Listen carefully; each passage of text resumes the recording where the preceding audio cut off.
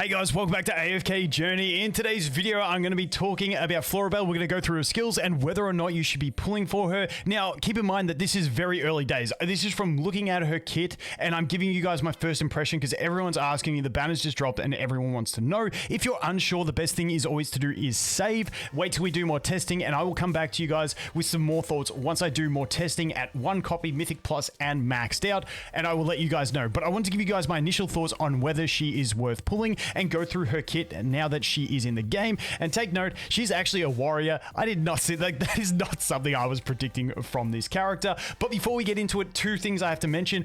We are going to do a $100 giveaway in this one for 20,000 subscribers. It was actually a few days ago we got there, and I just hadn't got around to making the giveaway video. So be subscribed, leave a comment, you'll go into the draw for the giveaway. And that's pretty much it. I'll announce the winner about a week away in a community post. And the other thing I have to do is give a massive shout out to Lilith Farlight and Pluto Mail for sponsoring the video. They basically just wanted me to refresh you guys on this one. I've already spoken about this before because this is their official thing. Like, this isn't like a third party. This is their official system for making purchases where you can get bonuses on your purchases. So essentially, I'll leave a link to it in the description. Jump into it. You log into your account. You make sure you select the right character. That is the most important thing, so you're not buying packs on the wrong character. And then once you've done that, any dragon crystals you buy, you get 5% bonus. Now, my understanding is that this is because this helps them avoid fees on app stores, and so they give you bonus for that. And that's the way I understand it. Now, if you're free to play, don't stress, don't feel pressured into spending. But hey, if you're spending, you may as well get some bonuses. So that is that one. Now, let's jump in and let's talk about Florabelle because I have some thoughts around this character. So first of all, let's jump over into the character herself and take a look at her skills, and I'll give you my thoughts and recommendations. So here she is. So when we take a look at her skills, obviously we want to go on the expanded detailed information, and we're going to quickly cover these skills. But actually, you know what we'll do? My recommendation is, I think maybe she has 1 copy viability. Besides that, she's a Mythic Plus or bust. Mythic Plus and beyond or bust is my opinion, because the Mythic Plus is where she gets the shield, and this is going to be the most important utility for her. Also, she is a damage dealer, so to have damage, you need dupes and you need ascensions. So she's not going to deal damage, and she's not going to have the team support anything below Mythic Plus, in my opinion. Now, early game, I think she could be a great carry, replacing Cecilia.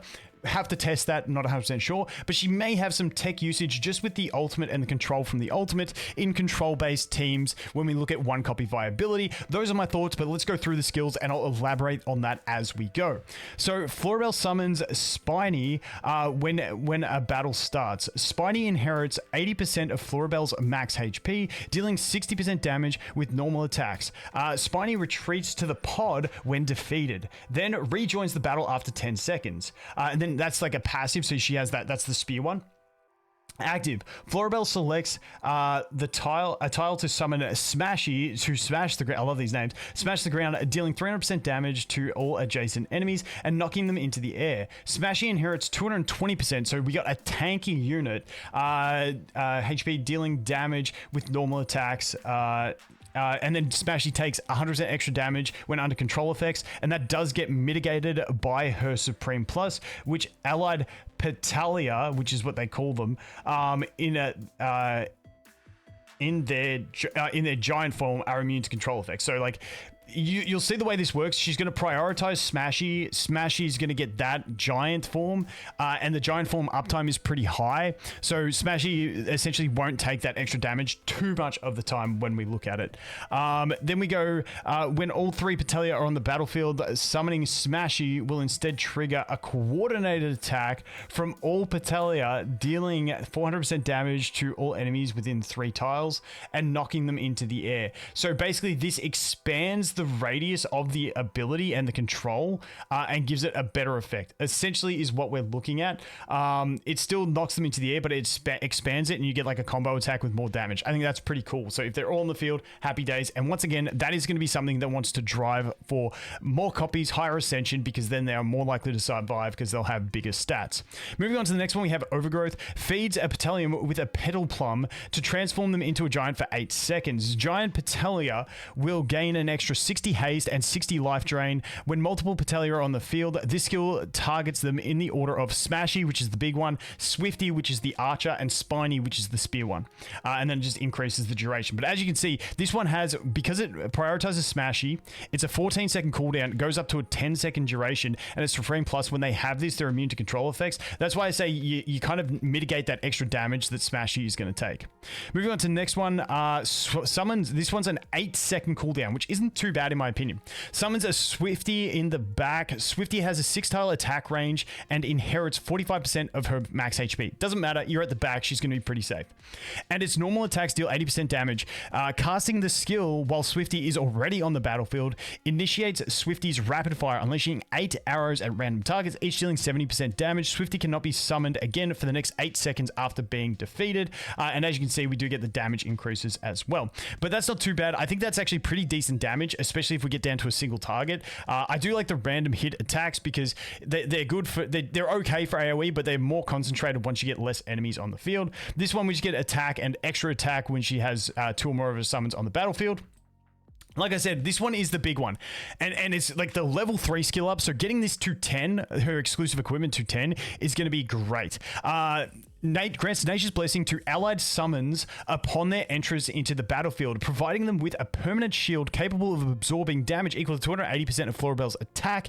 This skill can be activated every 0.5 seconds. Now, the big thing for this one is it does, I think there's a typo in this because it says 330% at level 2 and 330% at level 4. I think that must be a typo, so we'll have to see if that gets fixed.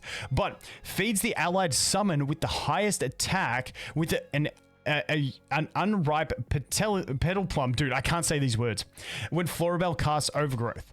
This transforms the summon into a giant, increasing their haste by 27 and life drain by 32. So essentially, when she uses this one, she also does it to the allied one with the highest attack, which if you have Cecilia, it's probably going to be Mr. Carlisle because he gets the buffs. So you're not only buffing Carlisle with the shield, you're also now giving him an extra haste and life drain effect. I think this is pretty fantastic. So that's why I said when you're looking to summoning this character, it's either one copy because you think you'll get tech usage out of her ultimate, or it's Mythic Plus and beyond. Mythic Plus to use her as a support to Cecilia, particularly at this moment, maybe future characters as well. Damien also gets a little tech usage as well. But basically Mythic Plus for her as a Cecilia support / sub DPS, and then you want to go to Supreme Plus if you really want to max out her damage dealing capacity and the tanking that she can do with Smashy. That is the way I see it. It's either one copy or Mythic Plus. I wouldn't go anywhere in between. I think in general with what I'm going to do is I'm going to save diamonds. And if a character I find is good at one copy, I'll pick him up at one copy. Otherwise, Mythic Plus is going to be the bar for most characters. And if I can't pity myself up to a Mythic Plus character on a banner, I'd rather save for the next banner. And the other thing you can do is, we will probably, based on what they did with Vala and Florabelle, find out the next character before this banner actually goes away, meaning that you can say, like, if you're not sure and you don't have enough to get them to Mythic Plus right now, if you have enough to get them to Mythic Plus right now, you got to make that decision. But if you don't, then you can actually save and then you go, oh, I'm kind of close that I might be able to get her to Mythic Plus with the amount of diamonds that I have, but I might just wait that a little bit longer, see what the next character is, see the reveal, see if I think that character is going to synergize more with my team than what Florabelle does, and then you can make that decision. But once again, my recommendation is if you can get her to Mythic Plus, I think that's going to be her peak viability. However, how strong she is going to be, we will have to do more testing. And once again, I will make more videos in the coming days about testing her and seeing how good she is. But Mythic Plus seems to be required for her to be that supportive character for other allied summons, which seems to be her role. I feel like she seems to be that supportive character for allied summons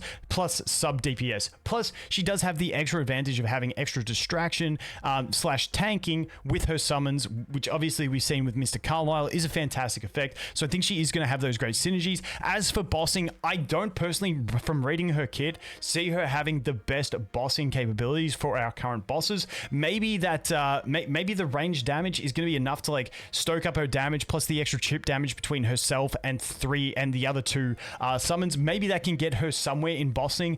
I don't see it personally, but I could be wrong on that take. As for Arena, I think early game arena, she's going to be great. Kind of like Cecilia is in early game arena. However, when we look to the late game meta PvP, I don't think she's going to be quite it. I think she's too slow for that PvP because currently the meta is kind of like Iran with Carolina, and you just basically kill things before anything gets to ult anyway, and I think the ult is her main utility.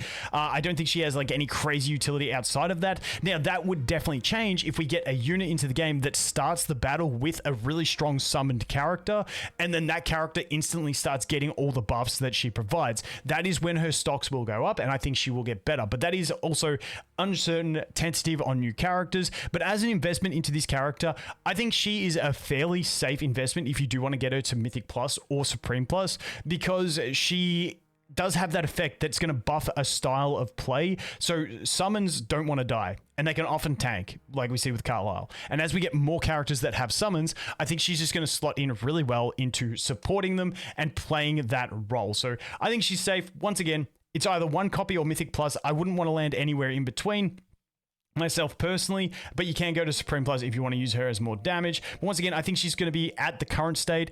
Early game, pretty usable in arena, but I think her main focus is going to be like the story AFK stage type utility in teams with Cecilia mainly. In the early game, maybe she can replace Cecilia in the Mola plus Rowan team, and you'll get a similar type effect. But that is my thoughts. As always, guys, don't forget to be subscribed and leave a comment to join the giveaway. And there is the link to Pluto Mail in the description. Massive shout out to Liv for sponsoring the video. And as always, thanks for watching. Hope you have an awesome day, and I look forward to seeing the next one. Cheers.